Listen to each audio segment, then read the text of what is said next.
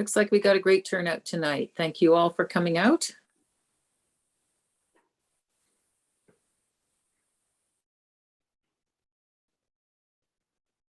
I'm just going to do a quick hello and introduction, and then I'm going to hand it over to the team here. Hi, I'm Teresa Kavanaugh, City Councillor for Bay Ward, and thank you for taking some time this evening to have an update on the Queensway Terrace North Storm Sewer Rehabilitation Project. I'm going to hand it over to Kevin Gibbs and his team, and they'll tell you where they are right now in terms of how the work is going and give you other information. And afterwards, we'll have questions and you'll be able to put them in chat and get the response. So I hand it over to you, Kevin. Thank you very much. All right. Thank you, Councillor. Go ahead, Luke. Jump in. Okay, no problems. Yeah, thank you, Councillor, for the intro. I'm Luc Marino from the City of Ottawa. I'm the Program Manager for Design and Construction with Infrastructure Services. And with us, with our team here tonight, well, myself, we also have, well, Kevin Gibbs, which is our guy running this project, obviously this the city as a city project manager. And he's here supported by Jason Betez from GL Richards Consulting. Jason is our contract administrator, supporting the city on managing the contractor and construction. And I'm also here with my colleague, actually our branch manager, Bruce Kenny, which is also in attendance. Bruce is here. So thanks for taking the time to join us with this virtual information session during construction on the Queensway Terrace project. So essentially the agenda for tonight will just be a bit of a recap for maybe some of you guys where I've missed some previous sessions. So maybe just a bit of a recap of what the project is about, what is it that we're doing, why is it needed, and then we'll jump into a bit of where we stand for construction, how things are progressing, how things going to look like for the rest of the year, and what's on the menu for next year and 2022, and how we're going to wrap this up.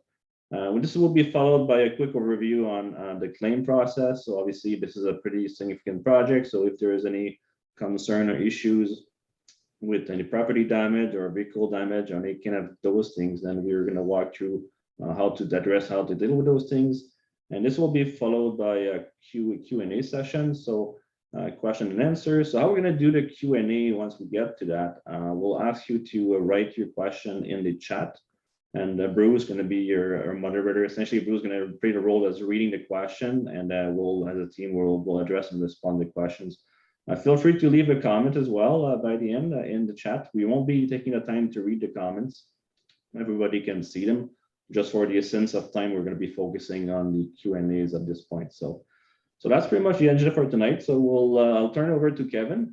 Kevin will take it from there with Jason, and then we'll see you guys again at the Q&A session. Thank you, Luke. So just to recap, we're going to provide a general update on the current construction activities. And we're also going to provide information regarding the claims process in the event that the construction activities cause damage to private property. Please note that matters regarding the ongoing claims or new damage claims at specific properties will not be discussed in this public forum. So if you have any questions regarding the project, please contact me. My coordinates will be at the end of the presentation. And we'll just continue with what we've done to date. So next slide, please. So just to recap, at this point, I'd like to give you a summarize an overview of the public communications to date. We have our project website, which has been updated regularly, and all information is available on the website regarding previous communications and previous public information sessions. Our public notice communication started way back in June of 2017 when we started with the geotechnical investigation notice and in geotechnical investigation studies. It was followed by the utilities investigation notice. After that, we had our first public information session to present the preliminary design back in November of 2019. In September of 16th of 2020, we had a special meeting for the residents in the vicinity of the deep sewer work, and that was on site on September 16th. Sorry, I don't think that was on site. No, it was a virtual. That was a virtual meeting. Yeah, that's what I thought. Following that, we had additional geotechnical investigations to do, and we sent out a notice in October of 2020. We had the advanced tree removal notice. The second public information session to provide an update before construction took place earlier this year in April. We sent out the construction notice in May, and the contractor sent out the pre-construction information inspection notices in June by a third party called Blast Tech. It was a third party engineering firm hired by the contractor. Following that, in July, Blast Tech sent out a notice regarding all the details with respect to blasting, all the details regarding the whistle blowing and the details regarding all that. So next slide. So I'd like to present Jason Bate, our design project manager and our contract administrator, who is responsible for the construction contract administration of the project. Great. Thanks, Kevin. Again, my name is Jason Bate. I'm a senior civil engineer with JL Richards and Associates, and our firm was retained by the city to do the design as well as the contract administration for the project. So before we get into kind of a construction update and where things are at, we're just going to kind of go back and provide a bit of a recap of the project scope and the reasons for the project, and then kind of some typical things to expect during construction. So the map that you see up here basically shows the project limits for the Queensway Terrace storm sewer rehabilitation project. So work will be carried out on Henley from Connaught to Alpine, Alpine from Henley to Clarinda, Clarinda from Alpine to Mossdale, Mossdale from Clarinda to Moncton, Moncton from Mossdale to just past the east leg of Gold Crescent, and then through an easement between Moncton and Queensview Drive. So this slide here just provides a really high level overview of the type of work that's going to be undertaken as part of this project. So primarily the work will involve the replacement of a trunk storm sewer on Moncton, Mossdale, Clarinda, Alpine Avenue, and Henley Street. There'll also be realignment of sections of trunk storm and sanitary sewer along portions of Alpine and Henley Street, replacing the trunk storm sewer and sanitary sewers on Arkell, at the north end of Arkell with new local sewers, abandoning the existing trunk storm and sanitary sewers that are located within an easement that runs between Alpine and Arkell, replacing select sections of sanitary sewer, water main, certain house services that have been impacted by the trunk storm sewer replacement. After that underground work is complete, reinstating the roadway, grass boulevard, and affected landscaped areas. And the city will also be taking an opportunity with this project to install or construct a new sidewalk on the north side of Henley from Connaught all the way to Alpine, as well as local intersection narrowing at the northeast corner of Alpine and Henley. Of course, there'll also be planting of new trees to compensate for existing trees that must be removed to allow for the trunk storm sewer replacement. So here's a little bit of background about kind of what's been driving the project. So there's an existing trunk storm sewer that weaves its way through the Queensway Terrace North community, including those streets that are within the current project limits. So this is a large trunk storm sewer pipe. It conveys stormwater runoff from a very large tributary area. You can see outlined here on this map. The area is large. It extends south of the Queensway all the way to baseline and beyond. So this trunk storm sewer flows northerly and easterly through the community towards the green space at Connaught. So this trunk storm sewer within the current project limits was found to be in poor structural condition and is now being proactively replaced. So it is worth just noting that there is a trunk sanitary sewer that actually runs parallel to the trunk storm sewer within the project limits. That trunk sanitary sewer is in good shape and is not being replaced as part of this project. So since the existing trunk storm sewer is being replaced with a new pipe, the city is taking the opportunity to improve the overall performance of the storm sewer system by installing a larger pipe than the one that is currently in place.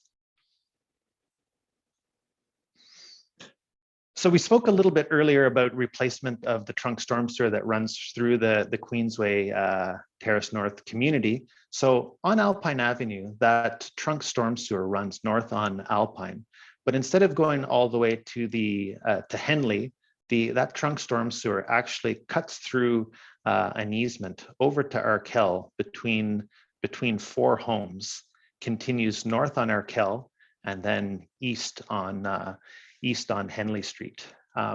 So due to the proximity of the homes to the trunk storm sewer within that easement, it can't be replaced in its current alignment. So the city will be realigning that section of trunk storm sewer north on Alpine and then east on Henley Street to Arkell, where it will join the existing storm sewer alignment through the neighborhood. So I did mention earlier that there is a trunk sanitary sewer that runs parallel to the trunk storm sewer. So that same trunk sanitary sewer also runs within the easement. So while the trunk storm sewer is being realigned on Alpine and Henley, the trunk sanitary sewer will be as well.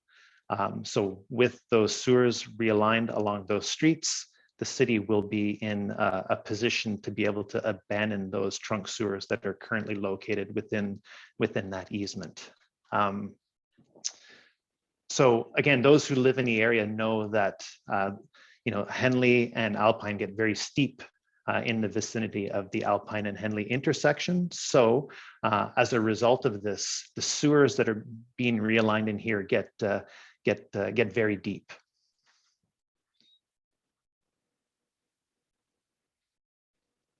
So here's just a really brief overview of the project schedule. So as mentioned at the public information session in April and on the city's construction notices that went out in May, the overall construction for the project is expected to take roughly 2.5 years. So starting now in 2021 and ending in 2023. So construction associated with the project has been split into 2 parts. So we see part 1 here outlined in red. Construction for that is underway and is taking place over 2021, 2022. Construction here outlined in blue. Construction will start next year and will take place in 2022, 2023. So since the meeting in April, the construction associated with part 1 of the project is now well underway.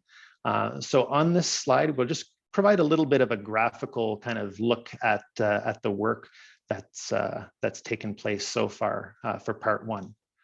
So the deep storm and sanitary sewers, they've been installed on Henley from Arkell to Alpine. The deep sewer infrastructure within the Alpine and Henley intersection has been installed, and now the contractor is actively installing some smaller local sewers that connect into the newly installed deep infrastructure. The contractor is also actively installing the trunk storm and sanitary sewers south on Alpine towards the part 1 limits. And the contractor is actually also mobilizing another crew that will be starting work installing the trunk storm sewer on Henley between Connaught and Arkell. That work could get underway as early as next week. Again, in this particular part of the project, only the trunk storm sewer is being replaced. And the trunk storm sewer is following the alignment of the existing trunk storm sewer. It's not. It's relatively shallow, and the excavation work will be limited to the north side of Henley. So we just thought we'd take an opportunity to just show some construction photos. For those of you maybe who don't live directly in the neighborhood or who perhaps haven't had a chance to venture forth and take a look at the construction activities for themselves. So in order to accommodate the deep sewer installation, the Alpine and Henley intersection has had to be closed for an extended period of time. The contractor has, on the west side of Alpine, has installed a temporary asphalt pathway around their active construction work in order to maintain that north-south pedestrian access for the community. So here's the photo on the right shows the trunk storm sewer pipe that's currently being installed as part of this project. So, you know, as you can see, this is a really big pipe. Most people would have no problems standing up inside that pipe without hitting their heads. On the left-hand side here, we see the beginning of the excavation work on Henley in the vicinity of Arkell. This here is again on Henley in the vicinity of Arkell. So we see on the left-hand side, the contractor here is actively breaking apart and removing the existing trunk storm sewer maintenance hole at that location. You can see sections of the existing storm pipe kind of showing up through here. You can see that the rock that the contractor is breaking in order to accommodate the new structure. Here on the right-hand side, we see now the newly installed trunk storm maintenance hole that has been installed in its place, and the first section of trunk storm sewer that's been installed on Henley, heading west towards Alpine. The photo on the left is on Henley Street, looking towards Alpine as the construction moves to the west. Towards the Henley and Alpine intersection, where the work is at its deepest point. On the right-hand side, we are now within the Alpine and Henley intersection. So we see here, there's a piece of equipment. That piece of equipment is actually sitting directly on top of the bedrock, and it's in the process of drilling holes at regular intervals into the rock just to facilitate breaking apart and excavating the rock to accommodate the sewer installation. Just to give people some perspective on how deep we are here, that piece of equipment is sitting on top of the rock is roughly about halfway down to the depth required to install the trunk sanitary sewer.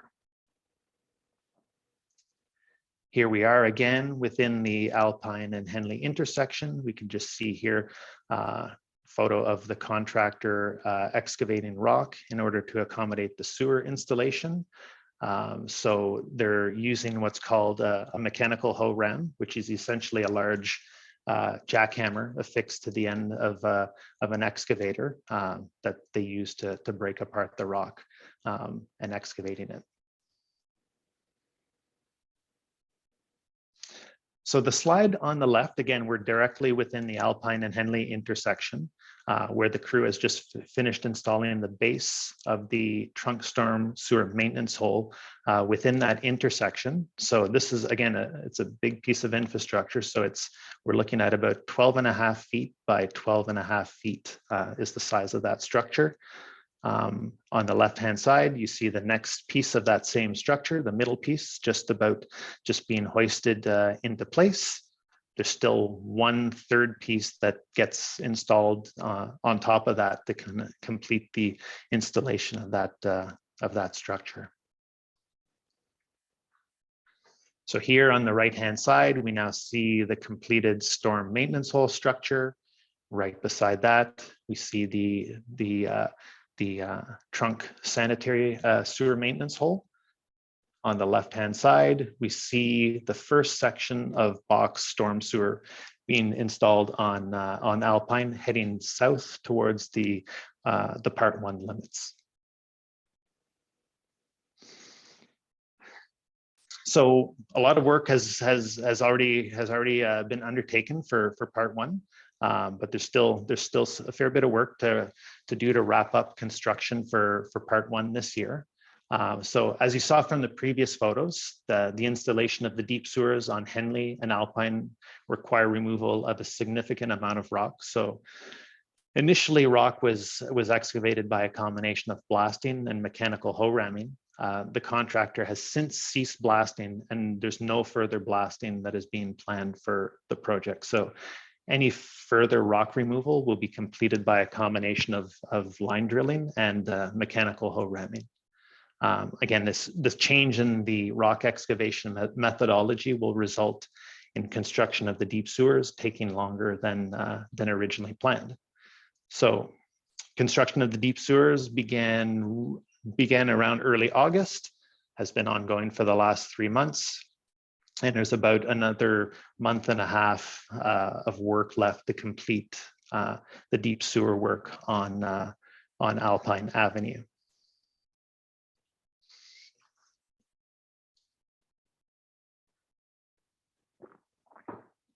Sorry about that.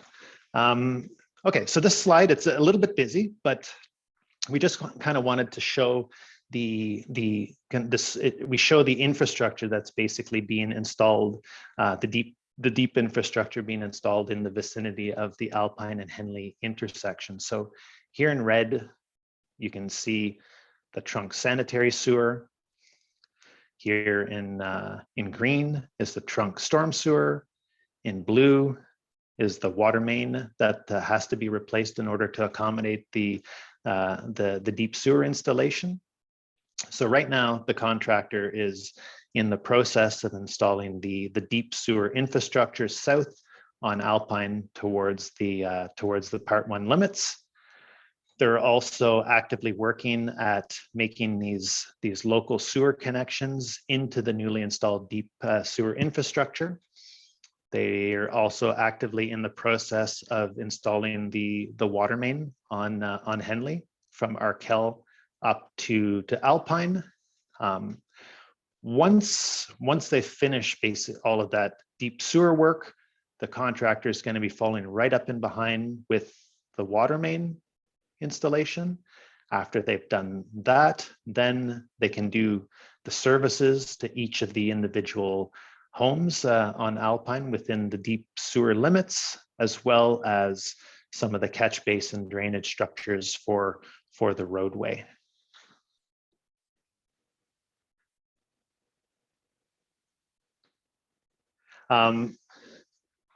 So as some of you may have noticed, the contractor has been, I guess, strangely excavating in the same spot more than one time. Again, we wanted to mention that is completely normal for these types of projects where you have multiple pieces or different types of buried infrastructure that are being installed. Again, this is typically quite normal. So usually contractors will start with the deepest infrastructures first, which is usually the sewers. So they'll install the sewers first.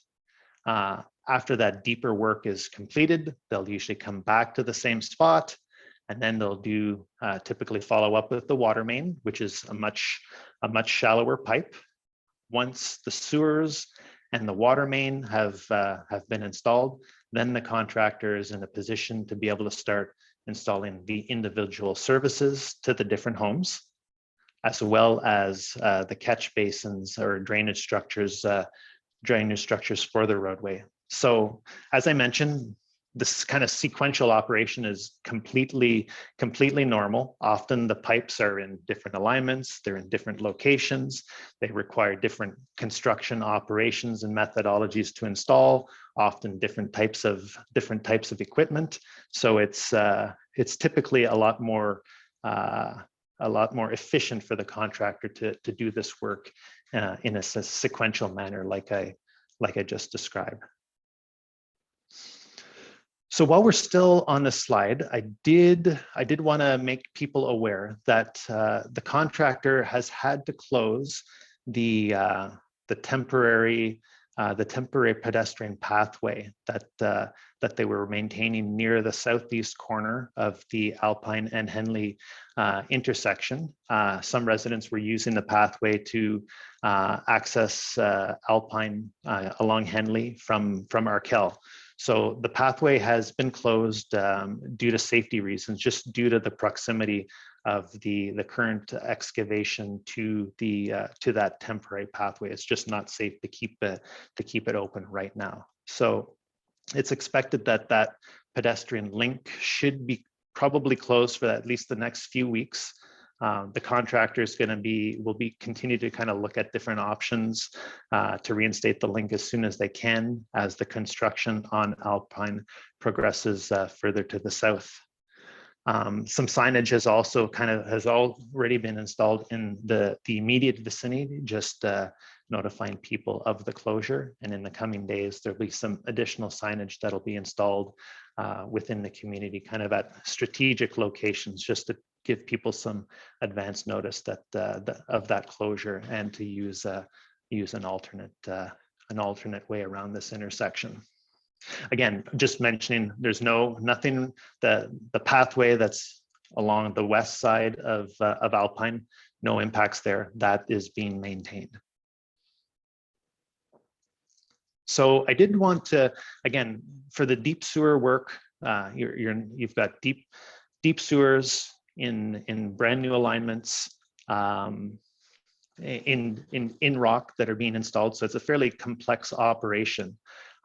In comparison, the work in part 2 is going to be different in that we're only replacing the trunk storm sewer in part 2. So although there will be some localized sections of water main that need to be replaced to accommodate the trunk storm sewer, the vast majority of the work in part 2 is strictly limited to installation or replacement of the trunk storm sewer. The trunk storm sewer in part 2 is not as deep. It's at a much more conventional depth for this type of infrastructure.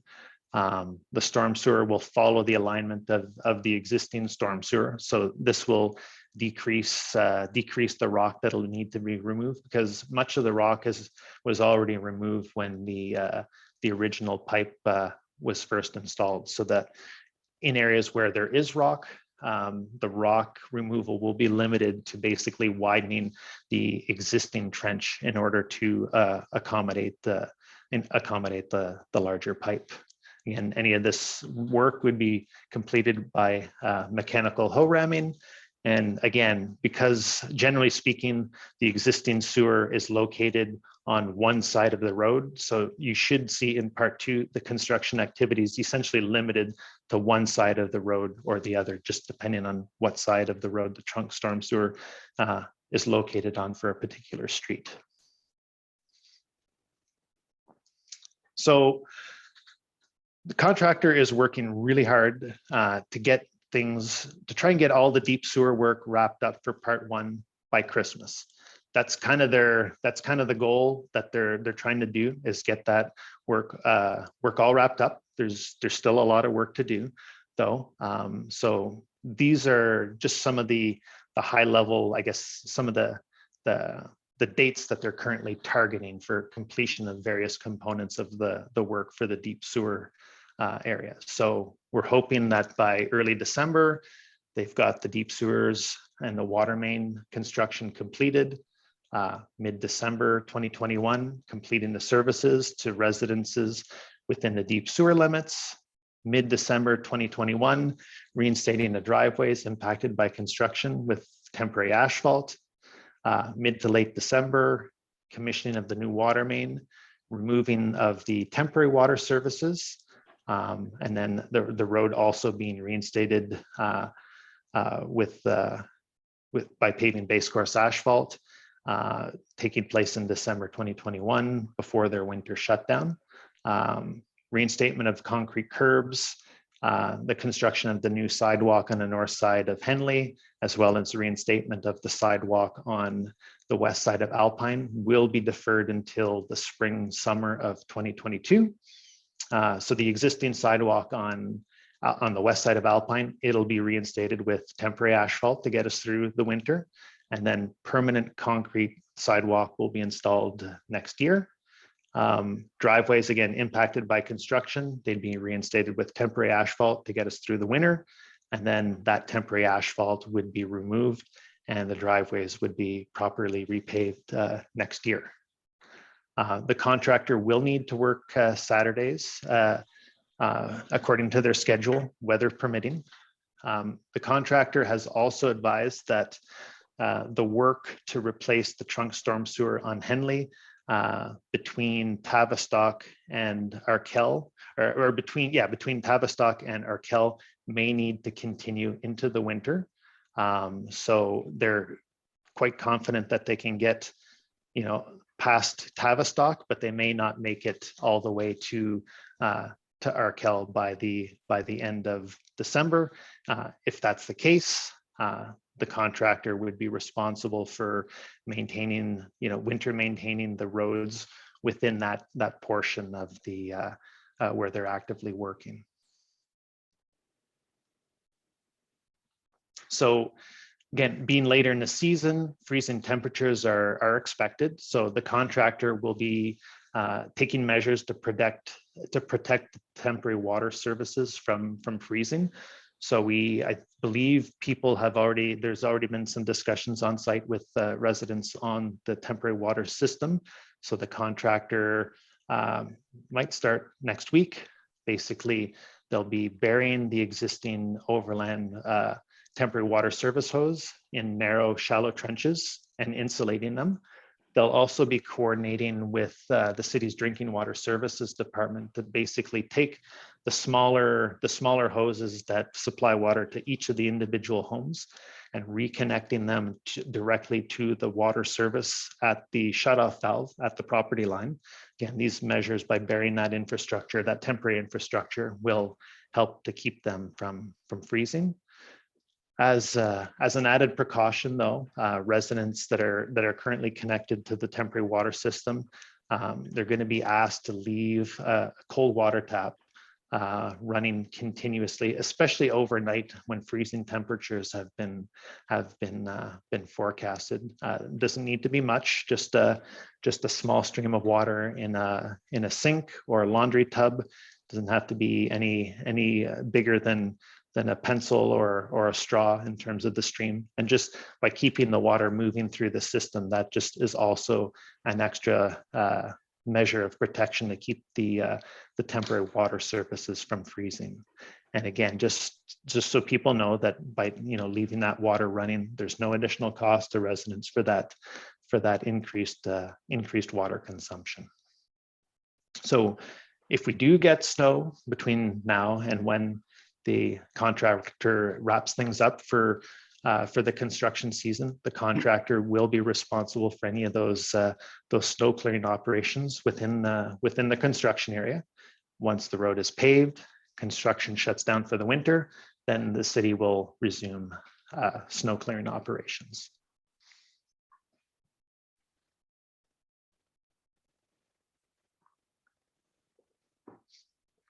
Excuse me.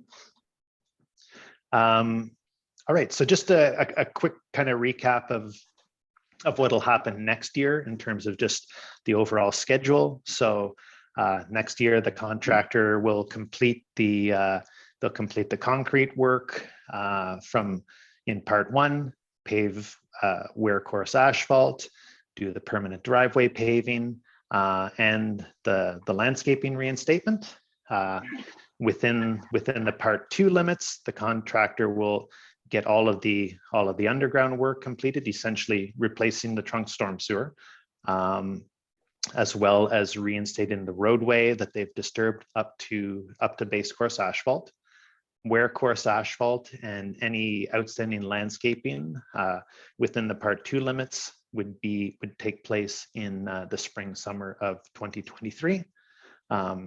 We don't have a detailed schedule for the part 2 construction. We expect to get that early in the new year, and then once we get an idea of when the contractor will get going on part 2, the city will be preparing construction notices and distributing them to residents in 2022, just like they did at the start of this construction season.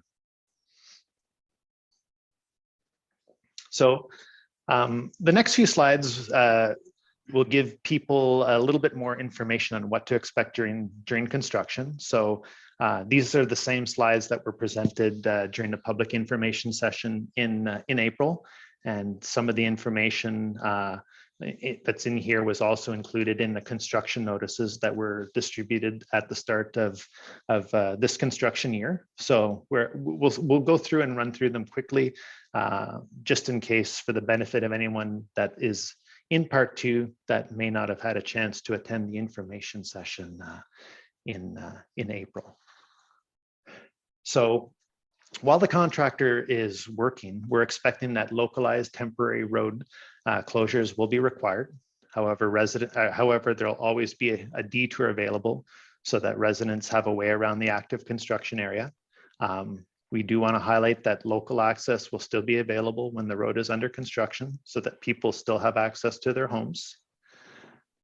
There will, however, be instances where there will be temporary loss of driveway access due to construction activities. So, for example, as the construction operation moves along, it's inevitably going to cross residential driveways. While the construction operation moves across the driveway, access will be blocked. So in these instances, the project team would be communicating in advance with the residents, providing them with temporary parking passes that they can display in the their car windshield and park on neighboring streets without getting a ticket. Of course, residents must still park legally. During construction, the contractor needs to maintain pedestrian access through the project limits. For example, on the west side of Alpine, they've constructed a temporary pathway there to maintain that north-south link. Again, this type of civil project and the equipment that will be required to carry out the work will generate noise, including noise from rock breaking activities. So the construction activities must adhere to the city's noise bylaw in terms of sound levels and working hours. During the summer months, after periods where it hasn't rained in a while, construction activities can generate noise. To help with dust suppression, the contract includes for the use of water or calcium chloride that can be applied to reduce dust. There's also regular use of sweeper and flusher trucks that you can also expect to help reduce dust on roads that are directly adjacent to the project limits. It's completely normal to feel vibrations due to the heavy equipment. Construction-induced vibrations are very common, rarely a cause for any problems. The contractor they've already undertaken an interior and exterior pre-construction inspection of homes that are within the work area. The work was completed by a third-party engineering firm, Blastech, who distributed letters to people's homes. There was information in that letter for homeowners to contact them to schedule an appointment for a pre-construction inspection. So these letters went out to all people in Part 1 and Part 2 work. So we do encourage homeowners to have the pre-construction survey carried out. If you didn't yet have the pre-construction inspection done, and that's something you would like to do, you can coordinate with the contractor, or you can get in touch with a member of the project team. We'll get you in touch with your request to the contractor so that they can follow up with you. Other thing to note is that the contractor, as they progress through the neighborhood, they may request consent to install a vibration monitoring equipment, which is essentially a seismograph at certain homes. Usually they're directly adjacent to the active construction operation, and they would typically be moved as the construction operation moves. Residents can generally expect that on-street parking within the project limits where the contractor is working would be restricted. Again, this is just to ensure that the parked vehicles don't interfere with the construction operation. Parking may be prohibited within the project limits in areas where there isn't any active construction currently taking place. On-street parking outside of the project limits generally shouldn't be impacted. So in order to accommodate the installation of the trunk storm sewer, there are some sections of a water main, as well as individual house services that will need to be replaced. Activities related to water main and house service replacement will necessitate temporary water interruptions. These interruptions are typically only a few hours, certainly no more than a day. The city's drinking water services department would be coordinating with anyone in advance of any planned water outages. There are also some homes where the work will require that homes be placed on temporary water services. So anyone in part 1 that needed to be on temporary water is on it. There's no other people needing to be on temporary water in part 1. For part 2, there are some homes at the north end of Arkell that will need to go on temporary water. And I think only one house on Alpine near Clarinda that'll need to be placed on temporary water service. And again, when getting switched from the regular main over to the temporary water, there will be a water service disruption associated with that. It's very short term. Again, notices would be sent out for that planned water disruption. Trucks will be required to access the site to remove excavated material, deliver material to the site, support the active construction operation. Truck routes will be identified by the contractor, and again, they will change depending as the construction progresses through the neighborhood. And yeah, that's the end for me. So I will pass things back over to Kevin. Thank you, Jason. We'll finish off the presentation. Thank you. At this point, we'd like to provide you with an overview of the contractor insurance requirements. As part of this contract, the contractor is assuming full responsibility for the construction work until it's entirely complete, as well as any damages to private property resulting from these construction activities. Under the contract, the contractor Case Construction is required to carry insurance to the amount of $5 million. This is a standard insurance requirement on these types of infrastructure renewal projects. A general overview, next slide, please. I'll give you a general overview of regarding the contractual clauses for property damages by contractors. If contractors providing services to the city cause damage to others while carrying out their work, the city contracts require the contractors to deal with these claims directly. These are similar types of standard contractual clauses that are used in the city of Toronto and many Canadian municipalities. The rationale behind such indemnification provisions is that the contractors have control over and responsibility for their staff and activities, and therefore should be therefore they should accept liability for any damage arising from the negligence of their staff and their negligent activities. Next slide, please. In Ottawa, the staff do not generally have access to sufficient information to properly review claims arising from the activities of the private contractors. The basic principles of fairness require that private contractors must also be allowed the opportunity to investigate and respond to claims that are based on allegations of negligence of their part.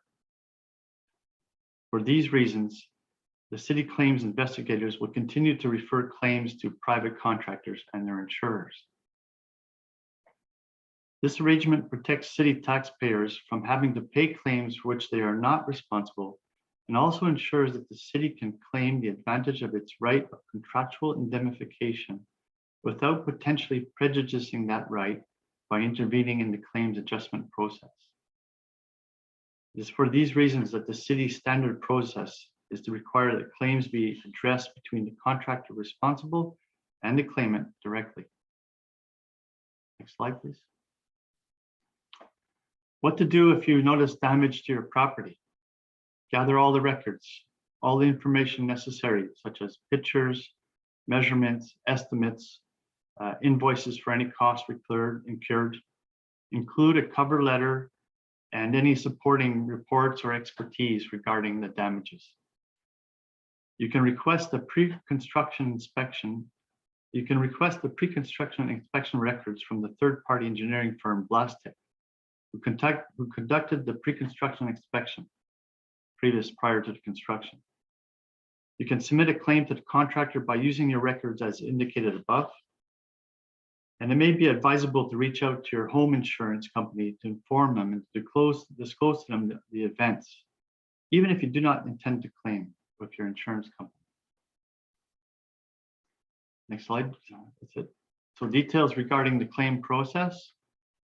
If you believe that you've been injured or that your property has been damaged by a contractor working for the city, you have two avenues to make a claim. You can make your claim directly to the contractor, or you can send your claim to the city's claims unit with that address right there. If you file your claim through the city's claims unit will forward a claim to the contractor so they can be investigated. The claims unit will let you know if the claims have been turned over to the contractor. The private contractor will be in touch with you in a few days to let you know that they have received a claim and to provide you with the name of the contact person.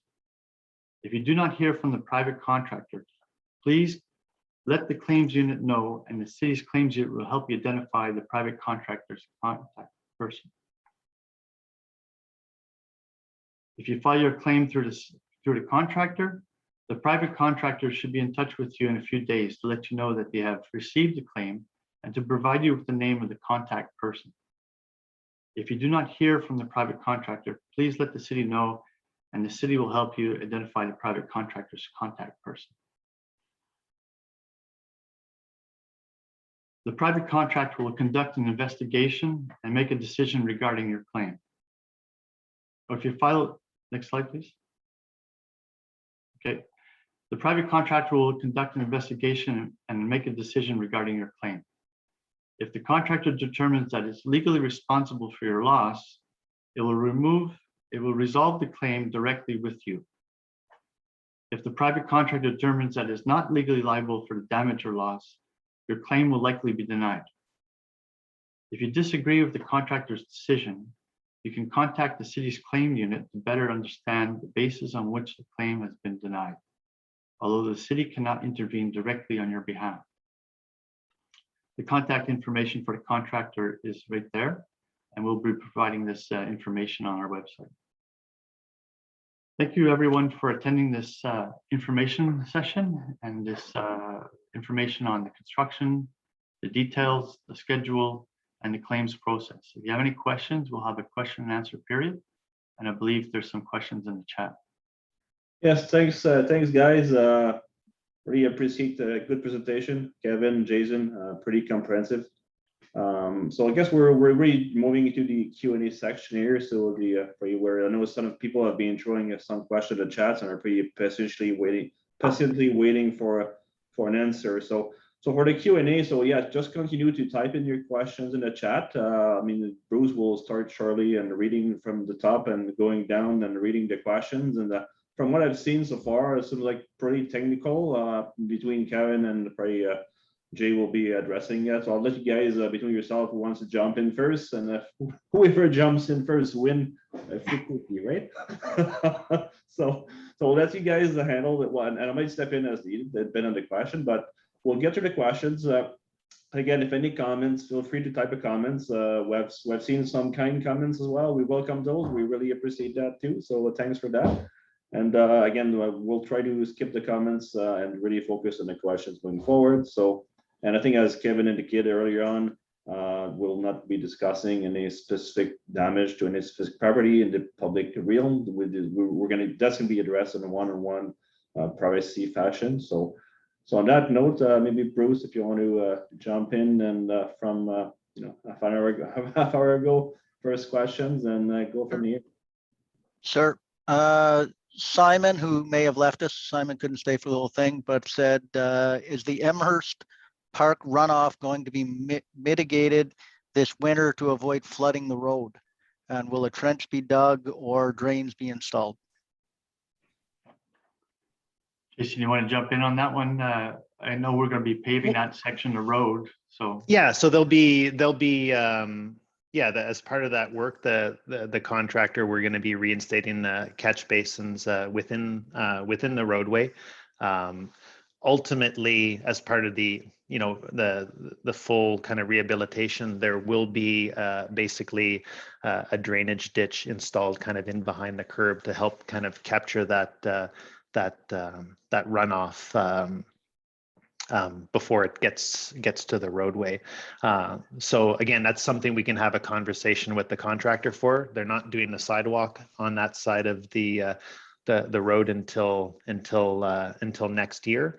But given that this is a concern kind of for the upcoming winter, we can certainly have a conversation so that when they kind of button up the site for the winter, we could look at and see if they could kind of put a little bit of a depression in there just to funnel that water kind of down the hill.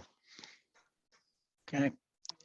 Is this water and sewer project more difficult than most given the depth of the pit and the blasting? That's a good question. I guess. Yeah, Yeah. it certainly is. It's not typical. Certainly, it's not every project where you have sewers this big, this deep, and you're putting them basically in a brand new alignment within a city right of way. So this isn't typical, I guess, of most infrastructure projects. There's always technical challenges to every project, but these ones are certainly fairly unique. Yeah, and I think if I may want to add, depends how you define difficult. I wouldn't qualify it as increasingly difficult. It's just the amount of time it takes, because the amount of excavation work and the depth of it makes it such that it's a pretty slow moving process when you go that deep. So it's really more a matter of the time that it takes. It takes longer. It's a much bigger hole than it normally in a typical road and sewer job, which are like your 2.5 3 meter deep. So yeah, for sure. That is a good comment. Like in terms of the actual, like it's the sewers are still being installed the same way they would be on any project, but yeah, they're just deeper than what you often see. Okay. Has the contract for part 2 been awarded and not at risk of the present city budget discussions? And so the budget for this was phased over several years, and maybe Luke, you can give them an update on how part 2 was funded. yeah, this project was standard strategically on a phase 1, phase 2 award process. So we've tendered the entire project for obtaining a price, a best price on the public market for the 2 phases, and with the condition that only phase 1 will be awarded and phase 2 subject to 2022 budget process. I mean, we're typically fairly confident phase 2 will be approved through council, but it's not a guarantee, right? There's always a risk, but obviously this job is one of the priority project in the city, so it's well underway. So we will expect phase 2 to be approved and the work to carry on for phase 2. Okay. The new Alpine sidewalk detour is quite steep. How long will the detour be in operation? If in the winter, what steps will be taken to make it safe to walk on, especially in icy conditions, which are very common? Okay, I think what we have planned is that the contractor will be responsible for snow clearing within the project, within the construction site, construction zone limits, and the contractor will be plowing and salting that sidewalk.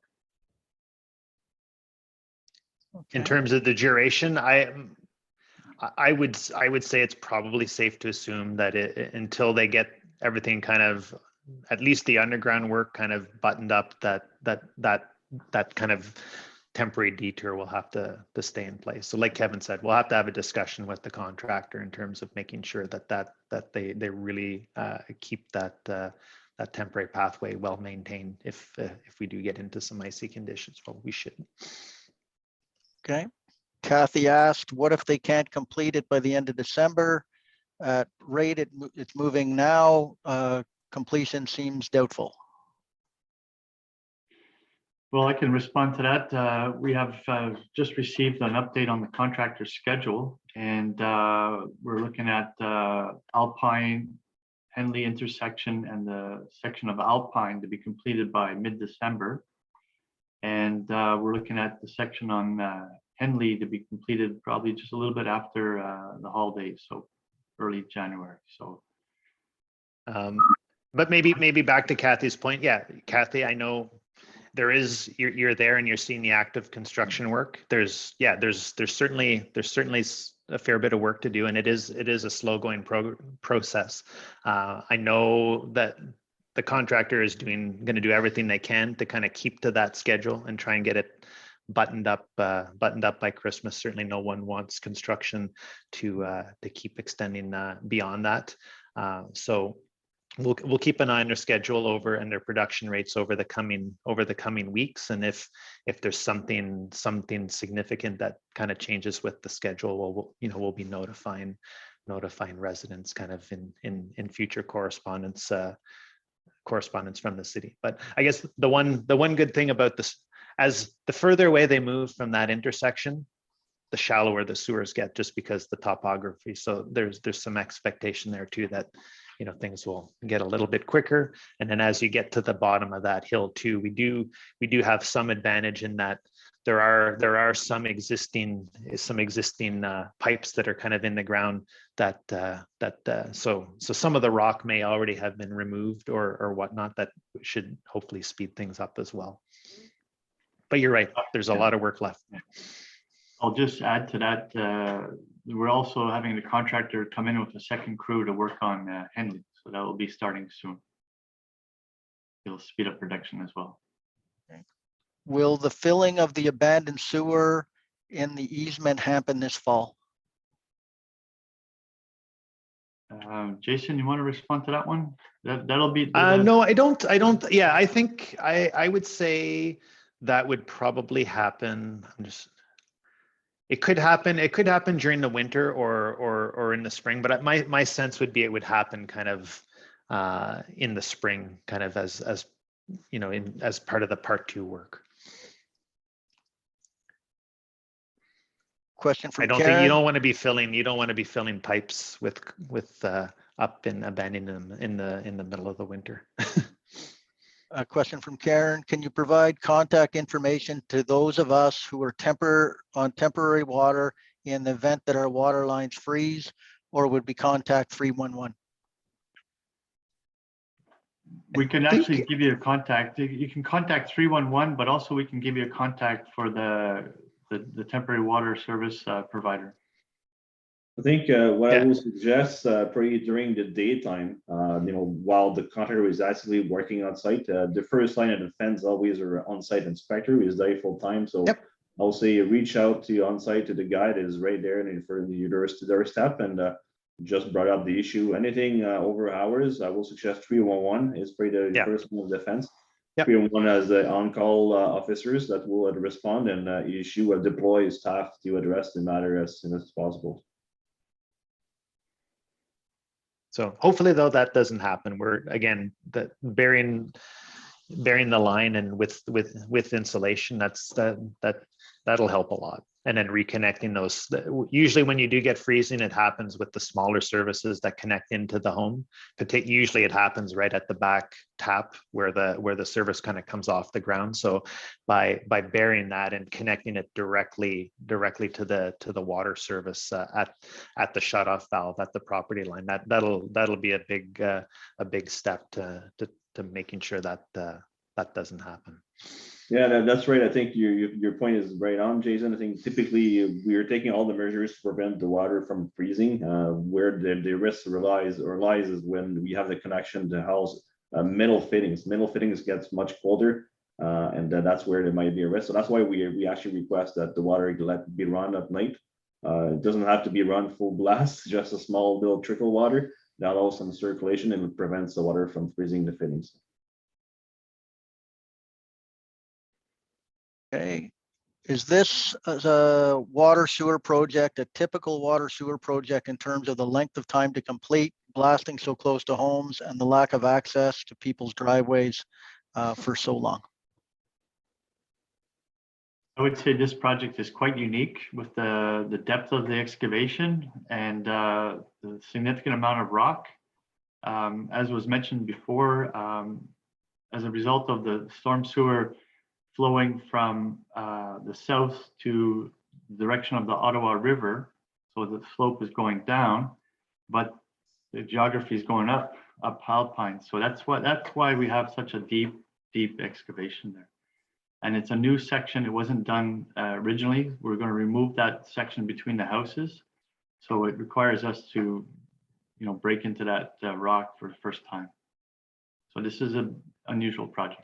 It's And in terms of loss, yeah, the extended loss of driveway access, it's usually it's only a day or two as the equipment kind of moves by on a typical project. The extended driveway loss of driveway access is not typical.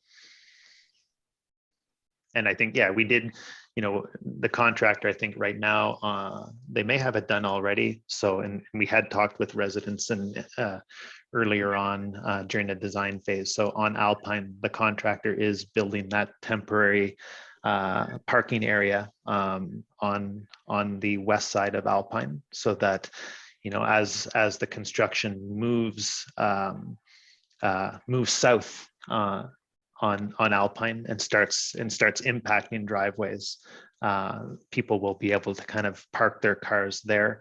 The contractor will also be, like we had explained, will be constructing some temporary pathways kind of across people's the front boulevard, just so that they can, safely walk from that parking area to their driveways. One thing I guess that has been good is I think we initially thought maybe all the driveways would be kind of out of commission at the same time. The contractor is kind of trying to keep the driveways open as long as they can and only kind of disrupt them at the last minute, I guess. Okay, so maybe I'll just add, it's not typical of a lot of kind of shallow residential serviced areas, but it is actually quite typical of our large trunk sewers, which inevitably are deeper and larger, which collect those other catchment areas. So whenever we have a trunk sewer project, they tend to be bigger, deeper, and more impactful to the neighborhoods. Another question, does the contractor have to tell you why your claim was denied? Maybe I'll put this over to you, Luke. Yeah, so I mean, as part of good communication with the residents, we expect that if there's a resident that put the efforts and the time to put a claim for claim damage, then we want would expect the contractor to provide a rationale as to why the claim either accepted, denied partially, or denied fully. If that is not the case, please reach out to Kevin or myself. I mean, we want to when we can't intervene in the actual claim itself, but we can intervene and make sure that good communications take place. So we want to ensure that. So by any means, if you're lacking information or responsiveness from the contractors and addressing claims or as is denied or accepted whatsoever, please reach out to us and we'll see how we can help. Is there any further work on the trunk storm sewer between Tavistock and Connaught? Yes. Jason, you want to explain the Yeah. schedule on that? So they actually so in terms of, they actually haven't started that work yet. So yes, we're expecting the contractor has to install the trunk storm sewer on Henley from Connaught to Arkell. So they'll be going through the Tavistock intersection while they do that work. So that discussions with the contractor today suggested that they would start that work at Connaught next week. So they'll start at Connaught and Henley. They've got a maintenance hole that they need to install there. That's kind of their starting point. And then once they get that in place, then they can start moving along with the pipe. And again, the work in that area, that's the depth there. The sewers at what you would consider a more typical depth for that type of infrastructure. So we're expecting, and I don't think there's any rock too in between Henley and between Connaught and Tavistock too. So the work should progress a lot faster. And again, the work is also going to be confined to basically one half of the roadway. So the existing sewer is on the north half of the road. So the contractor is only going to be removing the asphalt kind of on that north side. They're going to be keeping the existing asphalt on the south side of the roadway. And that would actually be typical of the work in part 2 as well. So the trunk storm sewer always tends to be on one side of the road or the other. So the contractor is only going to be excavating the road on the side of the street where the trunk storm sewer is actually located. So that's on Henley from Connaught to Arkell, as well as all of the part 2 work. Okay. I do not understand why it falls to the individual homeowners to fight it out with the contractor. This is the responsibility of the city and should not position the homeowners in a David and Goliath situation. There has to be a better option. So Luke, maybe I'll put this over to you, and I may have a few comments on this as well. Yeah, and I surely understand the perspective on this, and it's a common comment that we hear. The contracts are set as such that the constructor, which is really a specific word in Ontario, it means that the contractor on site is designated as a constructor, is then therefore fully responsible for both health and safety on site, as well as the means and methods of his work, and as well as any potential damage as a result of his work activities or negligence. So the contracts in the city in Ottawa are no different than any other kind of big jurisdictions. And I know across the river, Gatineau is set up the same way, Toronto and many other municipalities. This is a typical set of contracts. And the rationale, as we've mentioned earlier, I think Kevin alluded to, is it really protects the home payers from having to address and pay claims for work or actions that is not a direct result of the city's work. So it's not actually city staff or city personnel affecting or performing the work on site. It is a private contractor that's been hired to perform the work on behalf of the city in terms of providing that construction service and expertise. So if any of that negligence becomes from their behalf, then we expect them to be dealing with those specific matters. So Shirley, I feel you. I know it's for someone that has to deal with damage, it's not pleasant. The way to look at it, from a direct relationship, like I wake up one morning and my car is being damaged and beaten up, so I'm like, well, I surely wasn't expecting that. It's really just really quite painful to have to deal through. Have to call my insurance company, have to bring the car to a shop, get it assessed, get the repair, and then have to wait for a week or two, have a rental car and back and forth. So this is really disruptive, but it's not like I have any other options. In this case, it's a bit of a similar case. Unfortunately, there's a third party, in this case, a contractor is performing the work, and if it's causing damage, and the claim has to be sent directly to the contractor. So maybe Bruce, with any more info on that? Yes. So in our contracts, we absolutely contractually require the contractor to have insurance. We certainly don't want a contractor out working for us that doesn't have that safety net of an insurance policy behind them. So contractually, we're required them to have insurance. They're also, as part of that insurance, required to indemnify the city. So when they are awarded a contract, they provide us the insurance provider, and that's one reason why when you go to the city claims department, that they will direct you back to the contractor and really the contractor's insurance company, because the city is actually paid for an insurance policy on that project through the contractor, and we've paid to actually have the city indemnified as well. So our job is to certainly help navigate that. Regardless of any situation with a private residence that makes a claim, there's a process to justify that there's compensation due to them. That's a pretty common concept. We do understand that it does appear quite often to the residents that it's pretty obvious that, okay, I didn't have a problem before all this construction happened, and now I have the problem. So we appreciate that, and it is a fairly lengthy process to go through any claims process with insurance companies. But the insurance backdrop is what really protects the taxpayers from contractors, causing damage, and then the city actually being responsible for them. We need them to be responsible themselves. We need their insurance company that we've set that process up to address those claims. And we do understand that can be a rather difficult process. And our team is there to help navigate that. We want to know if you're not being treated fairly. We do not want contractors that are not treating you fairly. If they're denying the claims, we will generally go back to our claims specialists who are the most knowledgeable on these type of insurance matters to get that advice. Ultimately, we are construction professionals, but we do have insurance professionals at the city, and we will help navigate that to the best of our ability. Councillor? Yeah, thank you very much.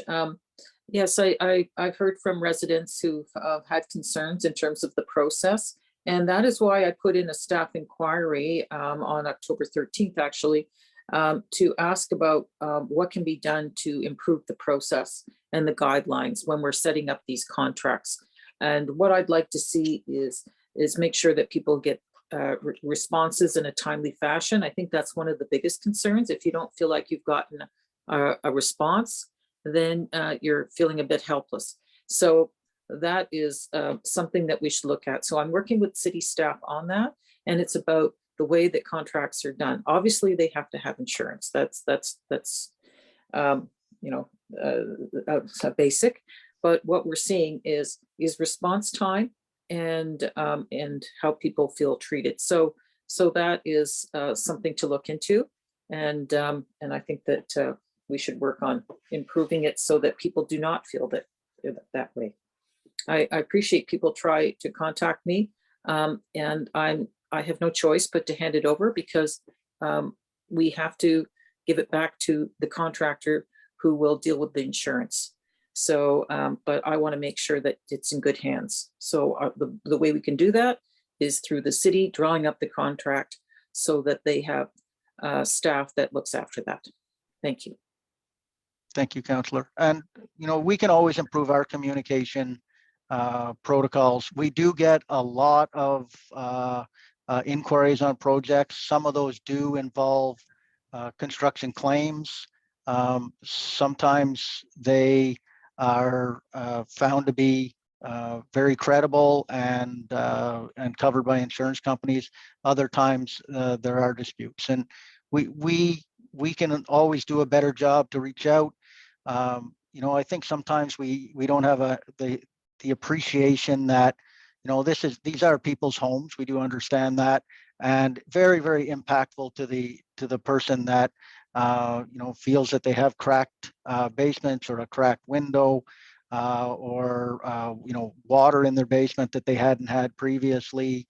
There's or sometimes damage to a vehicle along the street. So we'll do our best to try to make sure that residents don't feel alone in that exercise, and we will help them navigate the process to some form of resolution. Okay. Another question: what type of sidewalk and what dimensions will be the new sidewalk on Henley? Want to jump in on that one, Yeah, Jason? give me 1 sec. Yeah. I'm actually gonna. Pull up the plan. I'm getting my projects mixed up, so I'm gonna just double check. You know what? So I'll check my plan too. it's a 2 meter wide. So it's a 2 meter wide sidewalk. It's what they call a monolithic sidewalk. So it's basically the curb and sidewalk are all one kind of concrete entity. So it's 2 meters wide. So that is well above the city's minimum standard in terms of sidewalk width. Okay. For those of us who have lost access to our laneway for the whole of the project, our snow removal contractor refuses to plow until there's asphalt down. So who plows our driveways? That'll be the contractor. The contractor will take care of the snow, all snow clearing and abrasive spreading within the construction work site. Our contractor will take care of that. So I guess in that situation, if there's any concern about that, you can reach out to Kevin or our city inspector. We can meet with the contractor. We can explain the situation, how your contractor can't get in there. So they either have to find a way for your contractor to get in, or we need to facilitate that getting cleared. Will part 2 see more shallow work? How many feet deep? If more shallow, will the work move quicker than in part 1? Yeah, the work is in comparison. It's the depth of the sewers are at I guess what you would call a much more conventional depth, in terms of what, the depth varies, but you're probably looking at maybe to the bottom of the sewer trench, 4.5 meters or less, whereas we're getting almost as deep as 11 meters, 11.5 meters in that deep sewer section. So and yes, the work would progress faster, just one, because of the fact that it's so much shallower. You're not going to be breaking rock in a brand new trench. If there is rock to remove, again, you're only widening the existing trench, because most of the rock was already removed when they put the original storm sewer in. Will the contractor be penalized in any way if the project runs further behind, or how is that typically handled? Luke, maybe I'll give that to you. Yeah, so there's meeting, there's timelines to be met as part of the contract. One's called substantial completion, and those dates have to be met. Essentially, what happens if they go and work beyond those dates is any of the costs that the city is incurring for supporting the project, like our staff time or GL Richard consulting time and other fees that we incur to manage a project are charged back to contractor. We call those liquidated damage. So as soon as they work beyond the approved schedule by the city, or the contract for the city contract, then those costs are charged back. So there's essentially it becomes cost neutral for the city to manage a project beyond the timeline. Okay, and I'll add one caveat to that, where the contractor can show that there were unknown conditions that resulted in his delays. Then that's a negotiation certainly we have to have with the contractor. Yes, absolutely. In fairness, if there is any underground conditions or any situations that is not expected and beyond the contractor's control, then there's obviously a review that is being done by the team, and there may be a request for extension of time that has to be rationalized, justified, explained before it's approved. As a taxpayer and a resident, I have concerns about cost overruns on this part 1. Is this contract reimbursable cost plus fixed fee, or reimbursable cost plus sliding fee, or simply a purchase order covering all costs which the contractor deems necessary? This is a lot of large equipment sitting or used for a small task. So maybe I'll start with that. Most of our road, water, sewer contracts are unit price contracts, where they give us a fixed price, but based on a breakdown of the work. This is quite common in many earthwork style projects, where it's not quite as defined as building a building from scratch, because you are working in ground conditions. So there are a lot of different items in the contract, and they get paid as they complete whatever quantity of that item is. And Luke, maybe you want to add a little more to that. Yeah, they're unit price contracts. So essentially, maybe a way to explain this is like we're asking for 20 apples, and they get as per the bid price, they're going to bid $2 an apple. So here's the price for the job. So Whether they bring 20 guys to pick up the apples from the trees or they bring one guy, it becomes the same price. We're paying $2 an apple to get that work done. So that's more or less how those projects are managed and handled. So we have pipes in the ground. They're like 100 meter in length or whatever the length is, and we have a unit price by the meter. And it's all encompassing on excavation and backfill up to the road. And then we have specific items and examples for grounders and the repaving. It's all by the ton or square meter and such, like SUD is by square meter or cubic meter. So it's all measured quantities. It's paid based on those measurements. Obviously, there's always some slight variation based on drying estimate versus fill estimate. There's always some, but typically we always have some pro and plus minus and things balance out in the end. That's typical of a construction project. That's typically how those things take place. So and we don't expect so far on this project to have major overruns. I think we're tracking good. So yeah, that's pretty much where we land. Yeah, so that style of contract is a risk sharing approach for the city. So it's very difficult to do a lump sum fixed price contract for that work.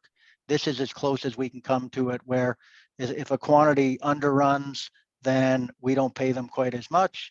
And if it overruns, we pay them a little more, but it's on a set fee schedule so that it's fair and that contractors do not have to build a whole lot of risk dollars into the contract, and the city ends up paying money for something it didn't receive. So generally works very well. It is the standard practice for all Ontario municipal work.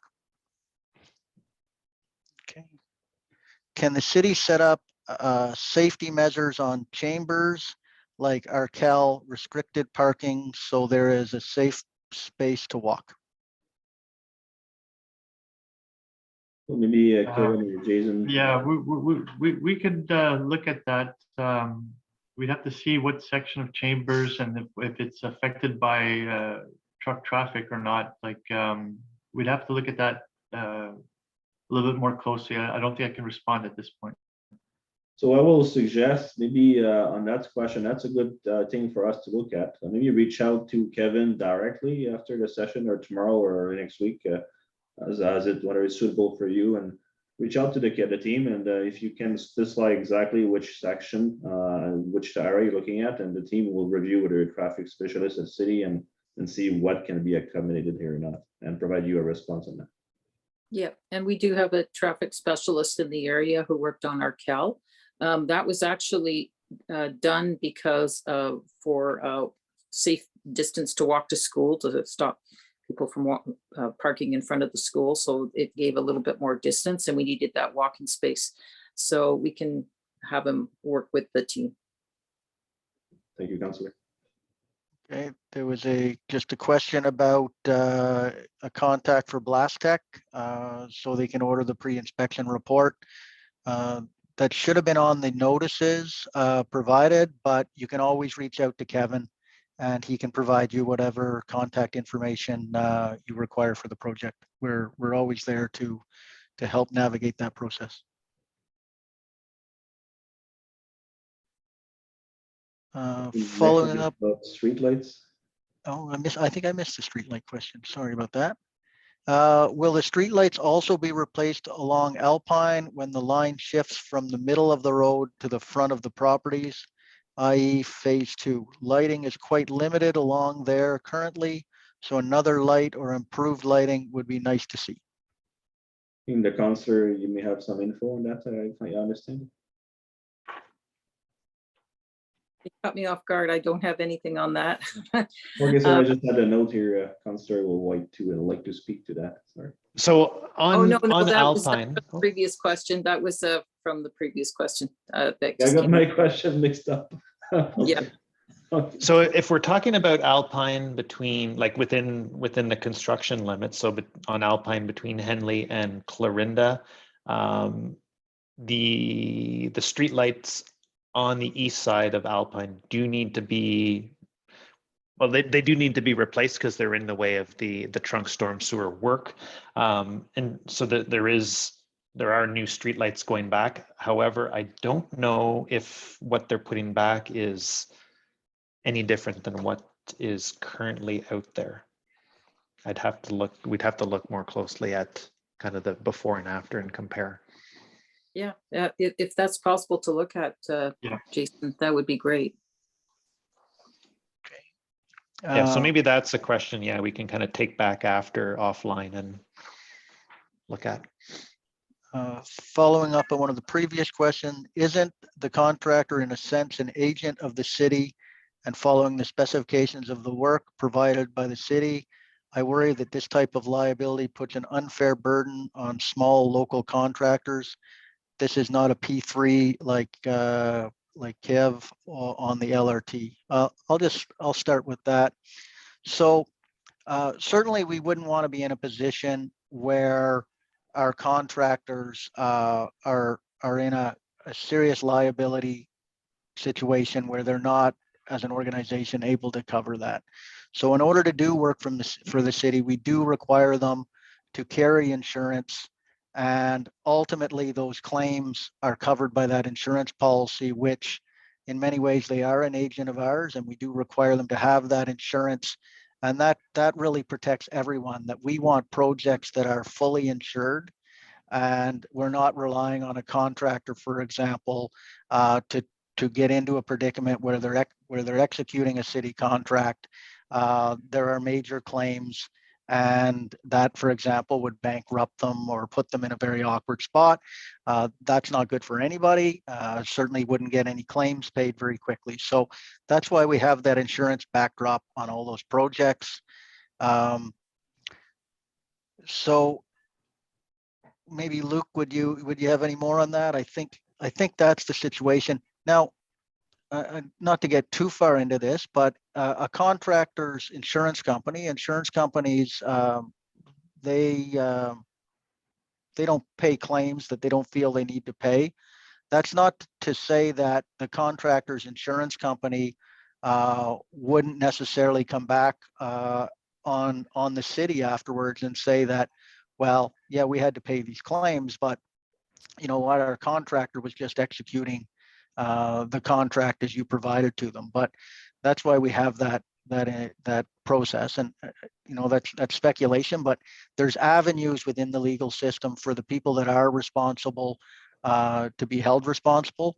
We want to be in a situation with all of our city contracts that we're not relying on a small contractor that could end up being liable for large claims which they couldn't possibly compensate for. And that's one reason that we have that insurance backdrop on all these projects. Okay.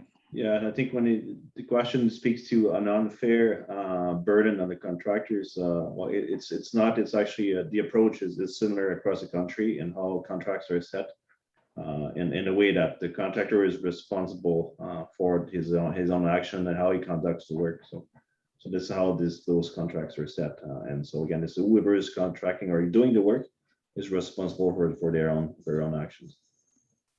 Can I jump back to the streetlight question? Sure. I did do a before and after. So essentially, whatever streetlights. So in order to accommodate the construction on Alpine, the existing streetlights will be temporarily moved out of the way, and then the new streetlights will basically go back in exactly the same spot. So doesn't look like there's any additional lighting. The only thing I can't really answer, and that would be more of a question for the city streetlight department, is whether the new lights that they're putting in, are they, newer LEDs that maybe cast a better light, but in terms of the number of lights going in, it's same spot and same number as what's currently there. Okay. So another question. So the option is to sue the contractor or use personal home insurance. Certainly, we'd like to start with the claims process. If the claims are denied and a homeowner feels that they shouldn't have been denied, then the next course of action would be to escalate that and conceivably to take some legal action. We understand that can be a very stressful situation. With regards to the personal home insurance, often residents are they're not very pleased sometimes when we recommend that they also contact their home insurance. We generally will recommend that. It's at the homeowner's discretion. But what you want to avoid as a homeowner is you have your own insurance. And for example, if a claim that you think the contractor is liable for is denied, and maybe rightfully so in some situations, but you have still, you still have noticed damage to your home. You have some partnership with your own insurance company. We always believe that it's beneficial that your own insurance company also be aware of the damage. And if for some reason the damage wasn't caused by the contractor, it's generally good practice that your own home insurance is aware of that damage when it happened. But it often causes a little bit of friction with the residents. And when we reach out and recommend that people also contact their own home insurance, it's not that we're trying to say, well, that's who should pay for it. It's just the normal due diligence practice to make sure that everyone who may have to cover that claim is aware as soon as possible.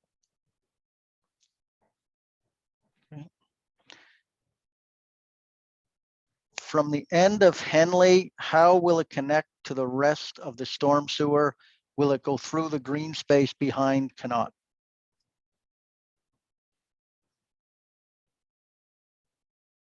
Do we have a? No, so the limits of the project basically ends. It ends on let's say the east curb line of Connaught at Henley. They're not, the work isn't continuing into the green space. Although the storm sewer does continue underground through that green space, the city's project ends at Connaught. There's a scenario question. Resident keeps steady stream of water flowing via laundry tap as per request, but something happens that interrupts water flow leading to flooding. For example, a cloth plugs the drain. Who is responsible for the damage? I've never run into that, but we're not asking for a really terrific amount of water here. We're asking in those winter conditions that that the water just keeps on flowing. We're not asking really to turn the tap right on by any means, just a steady small drip of water. We would certainly ask that you keep your drains clear for sure. And Jason, maybe you can add a little bit more about what we typically do there to keep the water running. I'll be honest, Bruce. I've in all my years, I've never come across that situation. It's a common practice on many projects, kind of around this time of year when you're transitioning or nearing the end of construction. You still have people on temporary water. It's very common practice to ask residents to do that. I've personally never been through that situation. Yeah. No, and me either. In 22 years of service in the department, I've never seen such thing. The one thing we commonly see is the opposite. Resident forget to leave the water running overnight, and the water freezes in the pipe and the elbows. So then we get a call for a frozen service, and they see there's no damage whatsoever. It's just the water doesn't flow, so no shower and nothing else works. So then the service will come in and heat up the elbows and the metal fittings to thaw in the water in those areas, and then the service comes back on afterwards. So I guess I don't know exactly who would be responsible for the damage, but we would it would be our expectation that when we ask you to turn your water on a little bit, that you have a functioning drain below it. What if our car gets damaged, broken in while parking in the designated area? To claim with our car insurance will result in our insurance costs increase. That does not seem to be fair. The car is out of sight.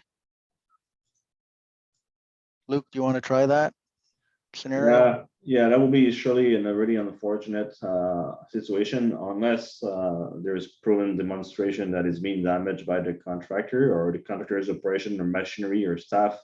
That would be a claim to the contractor. Otherwise, if it's vandalism or any other incident, it becomes a road incident, and that's claimable to a car insurance company like any other risk and damage that you incur on driving day to day, whether it's a shopping mall, grocery shopping, or whatsoever. So, surely unfortunate, but that won't be any different situation. May I suggest the city consider replacing lights with new LED ones since the work will need to be done anyway? Yeah, that's the new design of our light fixtures, LED. Yes, that's being done across the city. Okay. And I think that's it for the actual questions. So we have someone that preceded the insight on the liability and the insurance. So yeah. So Thanks. certainly that's the most contentious topic on this project. It certainly got some media attention. It certainly has our attention. We run a lot of projects through the city. We excavate and we blast rock in locations. We have some very deep sewers, and it certainly it troubles us when we feel our residents are not, don't feel supported. And we certainly understand from the social media action on this and the outreach to our team that there was an element of that in this project, and it is a large trunk sewer project going through your neighborhood, more impactful than perhaps people fully realized before it got started. So we're going to do our best. We'll have these discussions. Kevin, Jason, Luke are all at your disposal, and we really do care about our residents, and we do want to help you navigate through these types of situations, and we do appreciate that they're difficult. These are your homes. We all have homes, and our homes are a special place. So we'll do what we can so that you feel more supported as we move forward. Just noticed here, Bruce, one question that just came in from if it connects to the existing storm sewer at the end of Henley, does that mean the flow to the river has not changed? Oh, Jason, you have anything? Nothing's changing. The sewer is going in coming from the same place and going to the same place as it always has been. So the water flows north, basically from under the highway, under the Queensway. It flows north, weaves its way through the community up to Henley, heads east on Henley, and then to the green space. And I guess I don't know what route it follows from there. It ultimately goes through the city and outlets to the Ottawa River, and that isn't changing. Oh, he means the volume of water. Volume's not changing either. You're muted, Jason. Yeah, so the bigger pipe will be able to convey more water, whether in terms of the infrastructure we're installing at the surface, we're basically matching kind of what's there now. So I don't know that, within the project limits that the capture would be any different, but the capacity of this section, it would be hydraulically more efficient. Well, that's the questions. I'd like to thank everyone for joining us. We appreciate the time you've given us this evening. Maybe I'll pass it over to the councillor as well for some closing remarks. Thank you very much, Bruce, and thank you to the whole team. Luke, Jason, Kevin, it was great to have the information, very candid questions. I appreciate that. It's good to have it right, back and forth. And then if it's not quite enough, you can still ask more, and you can still ask more. We're not over. There could be more questions, and we're okay with that. And I appreciate that it's a double hit for this community. We all know that you've got this project and you've got LRT on the other side, and you've been very patient. It's been a lot of work. So I want to thank you all for coming out, taking the time, and thank you for your patience during this project. And please, if we can do anything further, I'll continue to be working with Kevin and the team. So, and thank you again for presenting tonight. And thank you to my staff for helping to organize this, who are here as well.